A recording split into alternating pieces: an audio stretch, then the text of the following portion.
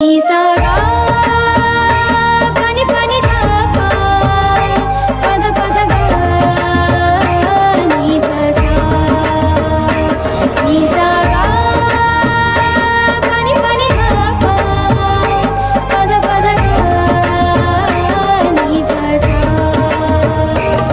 ही गाथा अस्तित्वाची शौर्याची पराक्रमाची ही गाथा अस्तित्वाची शौर्याची पराक्रमाची या मातीमधल्या कणाकणातील मौल्यवान रत्नांची या मातीमधल्या कणाकणातील मौल्यवान रत्नांची कर्तृत्व इथे गगनाला भिडे परिमोल जाणून घेऊ व्यक्तिविशेष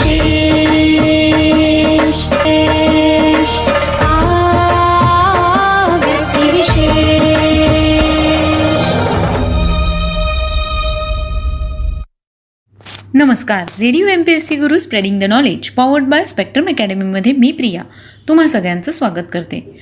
मित्रांनो, आता आपण व्यक्तिविशेष हे सत्र ऐकणार आहोत. व्यक्तिविशेष या सत्रात आपण इतिहासामध्ये ज्या लोकांनी स्वतःचं नाव सुवर्ण अक्षरांनी कोरलेलं आहे अशा व्यक्तींचा परिचय आपण व्यक्तिविशेष या सत्रात करून घेत असतो. आज आपण व्यक्तिविशेष या सत्रात मंगल पांडे यांच्याविषयीची माहिती घेणार आहोत. मला असं वाटतं मंगल पांडे यांच्याविषयी कोणाला माहीत नसेल तर नवलच. मंगल पांडे आद्य भारतीय क्रांतिकारक. मंगल पांडे हा भारताच्या 1857च्या स्वातंत्र्य युद्धातील आद्य क्रांतिकारक मानला जातो. मंगल पांडे यांचा जन्म उत्तर प्रदेशातील फैजाबाद जिल्ह्यातील नगवा या गावात 19 जुलै 1827 रोजी एका ब्राह्मण परिवारात झाला. त्यांना लहानपणापासूनच धाडसी कृत्यांची आवड होती. नेमबाजी, तलवार युद्ध इत्यादी कलांमध्ये ते पारंगत होते. मंगल पांडे त्याचबरोबर आपल्या हिंदू धर्माबद्दल अत्यंत संवेदनशील आणि अभिमानी होते. 1857चा उठाव म्हटलं की मंगल पांडे हे डोळ्यासमोर उभे राहतात. 1857च्या उठावाची सुरुवात आणि बांधणी सर्व देशभर होत होती. अत्यंत गुप्तपणे उठावाची माहिती बंडकऱ्यांना पोचवली जात होती. संपूर्ण देशभर एकाच वेळी स्वातंत्र्याचे रणशिंग फुंकायचं व इंग्रज सत्ता समूळ नष्ट करून स्वराज्याची प्रस्थापना करायची या हेतूनं श्रीमंत नानासाहेब पेशवे व इतर संस्थानिकांनी देशभर प्रवास केला. गावोगावी चौकीदार, साधुसंत, फकीर यांनी संदेश पसरवला. ठिकठिकाणी शस्त्रास्त्र व दारुगोळ्याची जमवाजमव सुरू झाली. 31 मे 1857 स्वातंत्र्य लढ्याचा सार्वत्रिक दिवस ठरला होता. 1857च्या उठावाचे नियोजन करण्यात आले होते. 29 मार्च 1857 रोजी बराकपूरच्या छावणीत उठावाची पहिली ठिणगी पडली. हिंदी आणि ब्रिटिश सैनिकात होणाऱ्या भेदभावाची याला पार्श्वभूमी होती. लष्करातील उच्च अधिकारपदे भारतीयांना दिली जात नसत. एकाच पदावर काम करणाऱ्या हिंदी व ब्रिटिश शिपायांच्या वेतनात व भत्त्यामध्ये मोठी तफावत केली जात असे. हिंदी शिपायांना अत्यंत अपमानास्पद वागणूक दिली जाई. परेड ग्राउंडवर त्यांचा अवमान केला जाई. वेळेप्रसंगी लाथासुद्धा घातल्या जात. लष्करी मोहिमेवर ब्रिटिश अधिकारी प्रथम भारतीय शिपायांची फौज आघाडीवर पाठवत. धुमश्चक्री होऊन अनेक हिंदी शिपाई मारले जात. मग ब्रिटिश फौज पुढे पाठवली जाई. त्यातच भर म्हणून नव्याने वापरात आलेल्या एनफिल्ड बंदुका व त्यासाठी वापरण्यास येणारी चरबीयुक्त आप्रणाने सील केलेली काडतुसे यामुळे सैनिकात पराकोटीची अस्वस्थता होती. एनफिल्ड बंदुका व चरबीयुक्त काडतुसे या प्रकरणामुळे हिंदी सैन्यामधील असंतोष पराकोटीस पोहोचला. 1857 एनफिल्ड नावाच्या नवीन बंदुका वापरात आणल्या. या बंदुकांना लागणाऱ्या काडतुसांचे सील गाई व डुकराच्या चरबीने बंद केले. या काडतुसांचा वापर करतेवेळी त्यावरील सील सैनिकांना दाताने तोडावे लागे.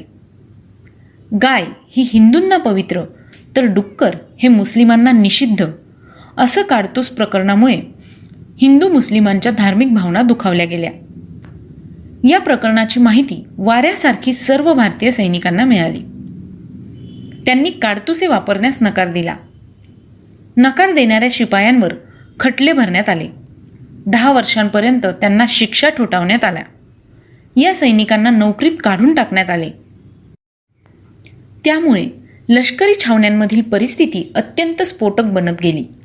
लष्करी कवायतीच्या प्रसंगी मंगल पांडे याने ही नवीन काडतुसे वापरण्यास नकार दिला. एवढ्यावरच न थांबता काडतुसं वापरण्याची सक्ती करण्यासाठी पुढे आलेले ब्रिटिश अधिकारी major Hudson, commander general Wheeler आणि लेफ्टनंट वाघ यांना गोळ्या झाडून ठार केले. शेवटी ग्रेनेडियर शेखपट्टने मंगल पांडेस पकडले. ही चकमक पाहणाऱ्या एकाही हिंदी सैनिकास मंगल पांडे यास मदत करावी असे वाटले नाही. शेवटी कोर्ट मार्शल होऊन 8 एप्रिल 1857 रोजी मंगल पांडे यास फासावर चढविण्यात आले. अशा प्रकारे 1857च्या उठावातील पहिला क्रांतिकारक व पहिला हुतात्मा होण्याचा बहुमान मंगल पांडे यास जातो. हा 1857च्या स्वातंत्र्य युद्धाचा प्रारंभ मानला जातो. त्यांच्या नावाचा ब्रिटिशांवर इतका जबरदस्त प्रभाव पडला होता की या क्रांतियुद्धातील सर्व सैनिकांना इंग्रज पांडे याच नावाने संबोधू लागले. बराकपूरच्या लष्करी छावणीमध्ये मंगल पांडे यास फाशी देण्यात आली. मंगल पांडेच्या फाशीची बातमी देशभरातील लष्करी छावण्यात वणव्यासारखी पसरली. त्यामुळे नक्की उठाव झालाय की 31 मेची वाट बघायची याबाबत उठावकऱ्यांमध्ये संभ्रम निर्माण झाला. त्यामुळे उठावात एकसंधपणा आला नाही. काहींनी उठाव झाला असे समजून बंड केले तर काही जण 31 मेची वाट पाहत बसले. त्यामुळे उठावाचा एकत्रित परिणाम साधला गेला नाही आणि याचा फायदा इंग्रजांना झाला. शिस्तबद्ध पद्धतीने इंग्रजांनी 1857चा उठाव मोडून काढला. भारत सरकारने 5 ऑक्टोबर 1984 रोजी मंगल पांडेंची प्रतिमा असलेली टपाल तिकिटे जारी करून त्यांचा सन्मान केला.